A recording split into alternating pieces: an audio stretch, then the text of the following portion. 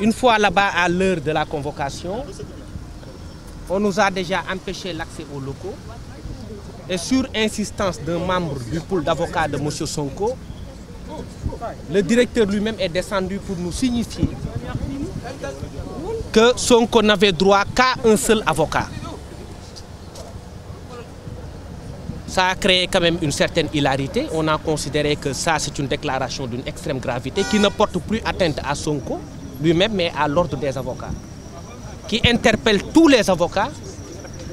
Et c'est une certaine jurisprudence qu'on veut instituer, tendant à dire que désormais, quelqu'un qui est attrait en justice ou dans le cadre d'une commission de discipline n'a droit qu'à un seul avocat. En Europe, vous y allez, vous voyez des cabinets où il y a 200 ou 300 avocats, ou des cabinets en Chine où il y a 13 000 avocats. Un seul cabinet d'avocats ne pourrait pas venir du fait du nombre même important des avocats qui y sont. Nous ne voulons pas entrer dans une question qui serait relative à l'interprétation des textes. Mais quand le texte parle d'un défenseur de son choix, c'est juste pour distinguer le défenseur commis d'office du défenseur choisi par la personne. Il n'existe dans aucun pays au monde où on restreint le nombre d'avocats. Qu'allez-vous faire à présent, maître? Et c'est la première fois que nous assistons à une telle situation. Et nous avons donc décidé, à partir de ce moment déterminé, de ne pas participer à tout cela.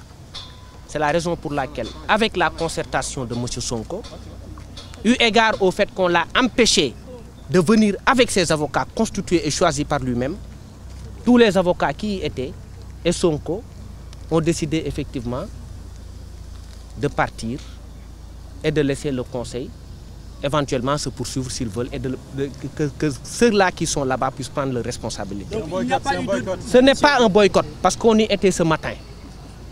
On leur a offert une possibilité de nous entendre parce que nous avons préparé ce dossier depuis 2 mois ou 3 mois.